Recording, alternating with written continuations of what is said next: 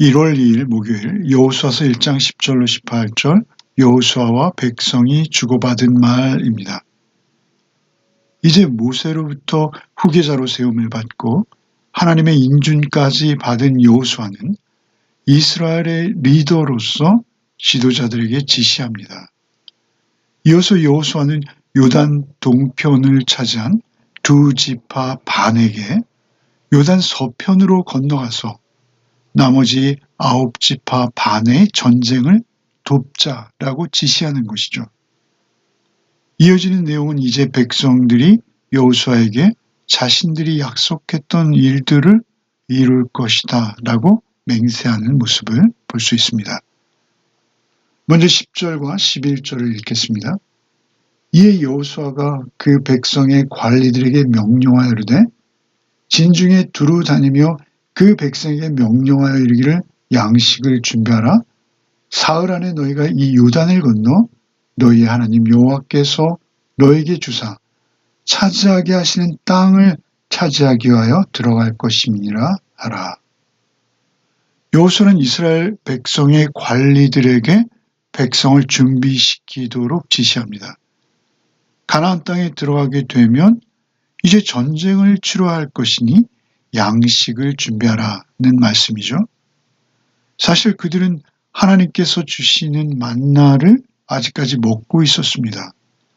그들이 가나안 땅에 들어가 땅을 차지할 때 이제 앞으로 5장에 가서야 만나는 그칠 것입니다. 그럼에도 양식을 준비하라고 하십니다. 왜입니까? 그들이 이제는 만나가 그칠 것이라는 점을 알 필요가 있었던 것이죠. 전에 출애굽기 16장 35절의 약속대로 이제 사람 사는 땅에 도착했기에 만나가 그칠 것을 그들에게 미리 알려줘야 했던 것입니다. 또한 아울러 전쟁에서 소란이 계속되면 언제든지 양식이 필요했을 것이죠. 그래서 준비시키시는 하나님이신 것입니다. 특별히 사흘 안에 너희가 요단강을 건너 여호와께서 너에게 주사 차지하게 하시는 땅을 차지하기 위해 들어갈 것이다 라고 말씀하시죠. 정탐꾼을 보내고 이제 그 3일이 지체될 것이죠. 그러나 여기서 중요한 것은 분명 그들이 전쟁을 통해서 쟁취해야 될 땅이다 라는 점이죠. 그 땅은 하나님께서 그들의 조상들과 반복적으로 언약해 주신 땅입니다. 그럼에도 불구하고 그들이 또한 쟁취해야 될 땅이기도 한 것이죠. 하나님께서 약속하셨고 바로 그 언약을 이루시기 위해서 그들에게 주시는 기업으로서의 약속의 땅이라는 점을 또한 그들은 잊지 말아야 하는 것입니다. 하나님께서 언약하시고 그 언약을 반드시 이루시는 하나님이심을 알고 그들이 전쟁에 임할 때 그 언약은 성취되어질 것입니다. 12절로 15절을 읽겠습니다. 여호수아가 또 르우벤 지파와 갓 지파와 므낫세 반 지파에게 말하여 이르되 여호와의 종 모세가 너에게 명령하여 이르기를 너희 하나님 여호와께서 너에게 안식을 주시며 이 땅을 너에게 주시리라 하였나니 너희는 그 말을 기억하라. 너희의 처자와 가축은 모세가 너에게 준 요단 이쪽 땅에 머무리려니와 너희 모든 용사들은 무장하고 너희 형제보다 앞서 건너가서 그들을 돕되 여호와께서 너희를 안식하게 하신 것 같이 너의 형제도 안식하며 그들도 너희 하나님 여호와께서 주시는 그 땅을 차지하기까지 하라. 그리고 너희는 너희 소유지 곧 여호와의 종 모세가 너에게 준 요단 이쪽 해돋는 곳으로 돌아와서 그것을 차지할지니라. 여호수아는 요단 동편에 살기로 한 르벤 지파와 갓 지파 그리고 므낫세 반 지파에게 모세가 신명기와 민수기에서 명령한 것을 기억시키며 그 약속을 지키라라고 말하고 있는 것이죠. 그들은 자신의 땅을 이미 차지했습니다. 아주 만족한 상태였어요. 그러나 자신들의 땅만을 차지할 것이 아니라 나머지 9지파 반의 전쟁에도 힘써 참여해야 하는 의무가 있다라는 것이죠. 그들이 인간적으로 생각할 때 사실 이 약속을 지키는 것은 결코 쉽지 않았을 것입니다. 이미 약속은 했음에도 불구하고 그들은 가족들과 떨어져 지내야 합니다. 이제 막 차지한 그 풍요로운 땅을 뒤로하고 가나안 정복 전쟁에 참여해야 하는 것이죠. 목숨을 잃을 수도 있습니다. 더구나 약속의 한쪽 당사자인 모세가 이미 죽었습니다. 고로 약속의 효력이 이제 상실되었습니다라고 주장할 수도 있다라는 것이죠. 그러나 그들은 그렇게 하지 않습니다. 그들은 기꺼이 약속을 지키겠다라고 맹세하고 있는 것이죠. 이제 이 두 지파반은 비록 요단 동편에 남아 살아갈 사람들임에도 불구하고 모두 하나님의 의로우심을 두고 언약한 공동체의 맹세를 지키기 위해 생명을 거는 것입니다.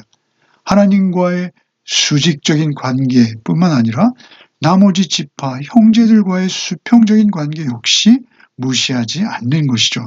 하나님 안에서 자신의 안일만을 추구하는 것이 아니라 마땅히 형제들의 안식을 위해서도 헌신하며 섬길 수 있는 자들이 되는 것입니다. 여기 본문에서 안식이라는 단어가 계속 반복해 등장하죠. 너희를 안식하게 하셨다. 이제 너희도 너희 형제가 안식할 수 있도록 그 땅에 안식이 보장되는 전쟁에 참여하라는 것입니다. 여기서 안식의 의미가 무엇일까요? 여기서는 1차적으로 어떤 전쟁의 위험 요소가 없는, 그리고 하나님께서 언약해 주신 그 땅에 평안히 거하는 상태를 안식이라고 말할 수 있을 것이죠. 가나안 땅을 점령한 새로운 국가 안에서 평안과 질서와 안전이 유지되는 형통한 상태, 그것이 안식입니다. 특별히 성경에서 안식은 천지를 창조하신 후에 하나님께서 안식하신 것으로 시작되죠. 어떤 일이 있고 그리고 안식하십니다. 출애굽한 그들에게 안식일을 제정하시죠. 출애굽을 이룬 그들에게 안식일을 주시는 것이죠. 이제 전쟁을 마치고 안식하는 것을 말하고 있는 것입니다. 어떤 큰 일이 마무리된 상황 속에서 안식이 주어지고 있는 것이죠. 이런 구약에 나타난 안식의 개념에 근거해서 신약에서 히브리서 4장에서 히브리서의 저자는 이 세상에서의 영적인 안식을 말씀하세요. 그 영적인 안식을 맛보며 너희가 미래에 들어갈 영원한 안식을 고대하라 라고 권유하시죠. 성도들에게 안식에 들어가기를 힘쓰라라는 표현도 히브리서에 하시죠. 지금 무엇입니까? 예수 그리스도 복음으로 인해서 우리가 안식을 얻을 수 있게 되었습니다. 그리고 이 땅에서도 안식을 누립니다. 그리고 또한 그 땅, 곧 영원한 안식을 누리는 삶을 기대하며 살게 된 것이죠. 형제와 함께 그 약속의 땅을 차지하고 하나님께서 이루신 언약 가운데 안식을 누리는 복된 삶의 희망을, 소망을 우리는 항상 가지고 있는 것입니다. 이 불안정한 세상 속에서도 우리가 고난과 환란을 경험할 수 있습니다. 경험합니다. 그러나 오히려 안식을 쟁취하기 위한 일종의 과정이라는 것을 우리는 믿어야 합니다. 안식은 이미 주어졌어요. 언약 가운데 주어진 것이지만 우리는 이 땅 가운데 살면서 그 안식을 쟁취하는 자로 사는 것입니다. 하나님께서 사면에 있는 모든 대적에게서 벗어나게 하시고 영원한 안식을 주시기 원하신다라는 것을 우리는 늘 잊지 않고 기억하며 소망 가운데 하루하루를 살아가는 것입니다. 16절로 18절을 읽겠습니다. 그들이 여호수아에게 대답하여 이르되 당신이 우리에게 명령하신 것을 우리가 다 행할 것이요 당신이 우리를 보내시는 곳에는 우리가 가리이다. 우리는 범사에 모세에게 순종한 것 같이 당신에게 순종하려니와 오직 당신의 하나님 여호와께서 모세와 함께 계시던 것 같이 당신과 함께 계시기를 원하나이다.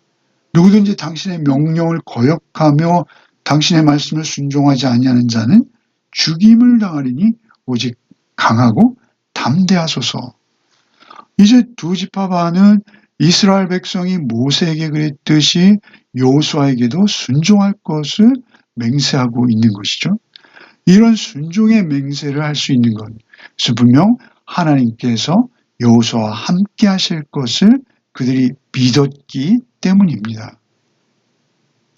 하나님께서 모세와 함께 하셨듯 여호수아와도 함께 하시기를 원한다 라고 여호수아를 축복하는 것이죠. 이런 믿음의 기반이 없이 그들이 여호수아에게 이런 서약을 할 수 없습니다. 이런 서약을 할리 만무한 것이죠. 그들은 모세의 명령이 곧 하나님의 명령이었듯이 여호수아의 명령 또한 하나님의 명령과 같을 것이다 라고 여기는 것입니다. 그래서 죽음까지 각오하는 맹세를 할 수 있는 것이죠. 만일 저들이 여호수아의 권위를 인정하지 않을 때 가나안 정복 전쟁은 불가능해집니다. 여호수아, 예수인 것이죠. 구원주로서 그들을 가나안 땅으로 인도해 드릴 하나님의 종인 것입니다. 하나님께서는 이제 여호수아가 말하고 행하는 모든 일에 함께 하실 것입니다.